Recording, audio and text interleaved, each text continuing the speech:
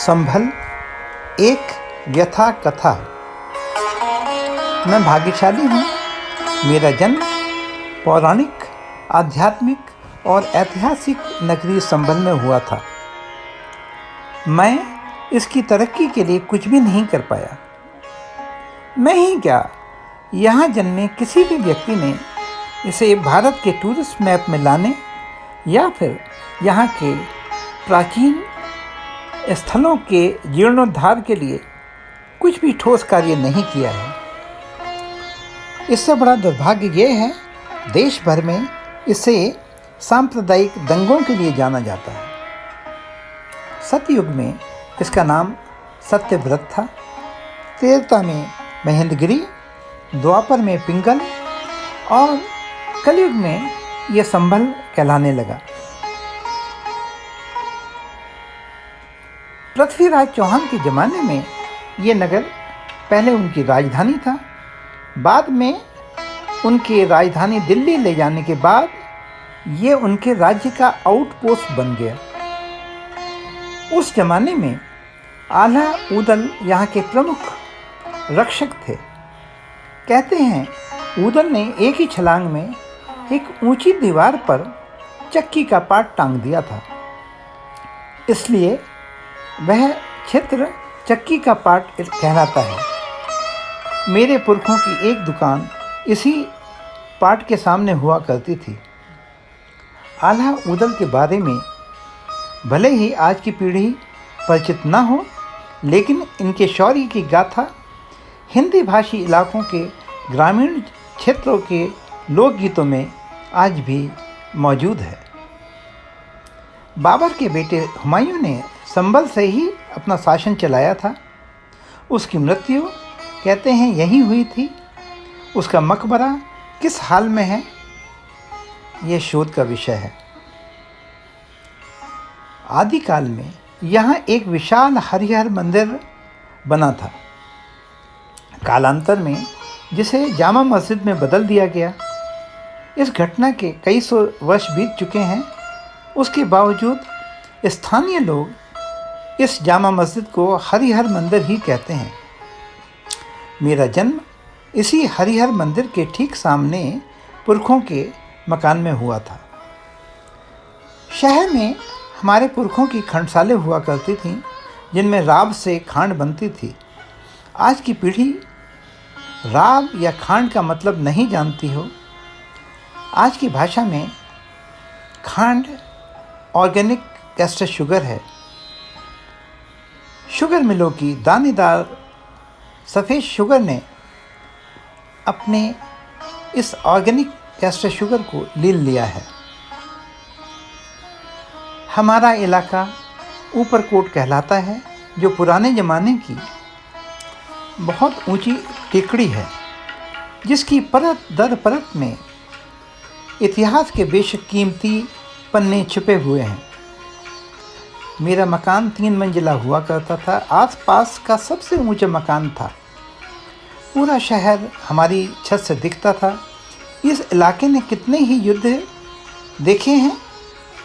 मेरी दादी को ईश्वर ने एक ऐसी दृष्टि दी थी, वे ऐसी चीज़ भी देख लेती थीं जो सामान्य जन देख और अनुभव न कर सके। गर्मी की रातों को हम सब 3री मंजिल पर सोते थे।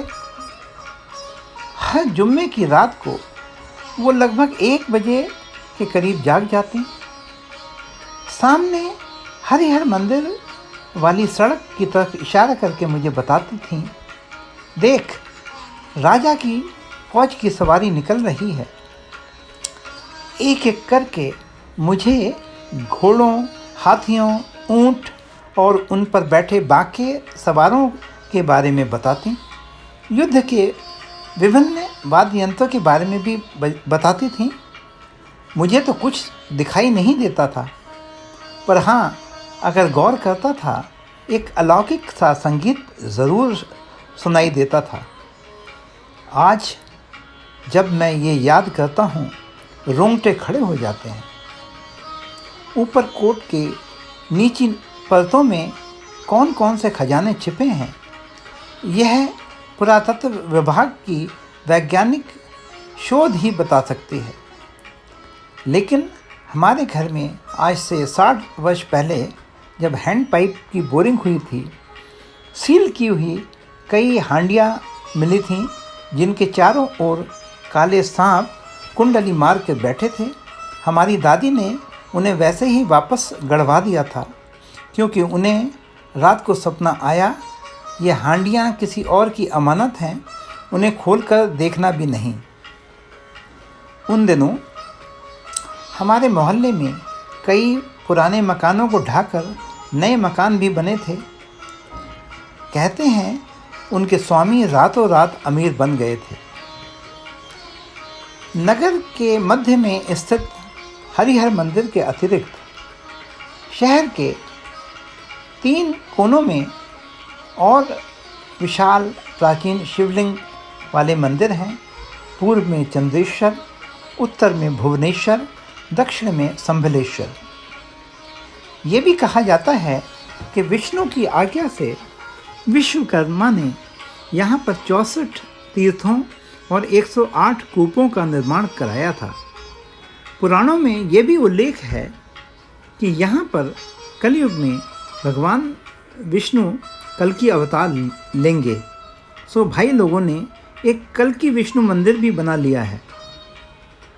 कुछ तो यहाँ के निवासियों की अपनी ही धरोहर को सहेजने के प्रति उदासीनता, प्रशासन की ऐसे पौराणिक और ऐतिहासिक स्थल को धार्मिक और पर्यटन स्थल के रूप में विकसित न करने की आपराधिक लापरवाही, कूप और तीर्थों को जानवरों की चारागाह में बदल दिया गया है। इन तीर्थों की परिक्रमा को स्थानीय लोग फेरी कहते हैं। कार्तिक की शुक्ल पक्ष की चतुर्थी और पंचमी को इस फेरी की औपचारिकता पूरी कर दी जाती है। अगर कोई समझदार प्रशासक यहाँ आया होता या फिर प्रदेश के पर्यटन विभाग ने सुध ली होती तो यह नगर अपनी प्राचीन विरासत के बलबूते पर एक महत्वपूर्ण पर्यटन स्थल और धार्मिक स्थल के रूप में अपना स्थान बना चुका होता। नगर का हाल बेहाल है। जर्जर सड़कें, वही गंदगी का आलम। प्रशासन ने इसे जिला मुख्यालय जरूर बना दिया है, पर कुछ भी नहीं बदला है। शहर में जो पढ़े लिखे लोग हैं वो यहाँ बसना ही नहीं चाहते, क्योंकि यहाँ कोई बड़ा उद्योग या व्यवसाय नहीं है। हाँ, यहाँ के उद्यमी लोग मेंथा के व्यवसाय को उस ऊंचाई तक लेकर गए हैं कि देश भर का मेंथा रेट यहीं से निर्धारित किया जाता है। लेकिन इसके लिए ना तो प्रशासन ने कुछ सहयोग दिया है, ना ही उसके दिमाग में इसको आगे बढ़ाने की कोई योजना है। नहीं तो अब तक संभल में एक केमिकल टेक्नोलॉजी का बड़ा संस्थान अब तक खुल चुका होता, जिससे नगर के उद्यमियों को अपने प्रयासों में प्रोफेशनल टच लाने में मदद मिलती, साथ ही उन्नत तकनीकों का लाभ भी मिलता।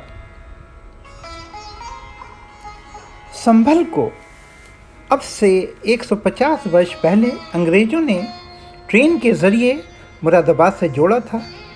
यह दूरी केवल 25 किलोमीटर है। अभी ये पूरा का पूरा रूट व्यवसाय नहीं दे पा रहा है, क्योंकि इतनी छोटी दूरी के लिए कौन ट्रेन से जाएगा। यदि संभल को चंदौसी से जोड़ दिया जाए, जो दूरी केवल 22 किलोमीटर है, तो संभल आगरा और बरेली तक जुड़ सकता है। यही नहीं, यहाँ से लंबी लंबी दूरी की ट्रेन भी रवाना हो सकती हैं। पर राजनीतिज्ञों के व्यक्तिगत संपदा दोहन के दौर में इस उपेक्षित क्षेत्र की किसे पड़ी है। जाते जाते एक बहुत ही रोमांटिक प्रसंग। आप जानते हैं, संभल में एक कब्र तोता मैना की है। कहा जाता है कि इन दोनों के बीच में विलक्षण प्रेम था। यह पृथ्वीराज चौहान के ज़माने की बात है। पूरे इलाके में उनके प्रेम के चर्चे थे। पता नहीं कैसे उन दोनों की दुखद मृत्यु हुई। स्वयं पृथ्वीराज चौहान ने उनकी कब्र तैयार कराई थी। इसके पीछे क्या रहस्य है, इसके बारे में खोजबीन करने की ज़रूरत है।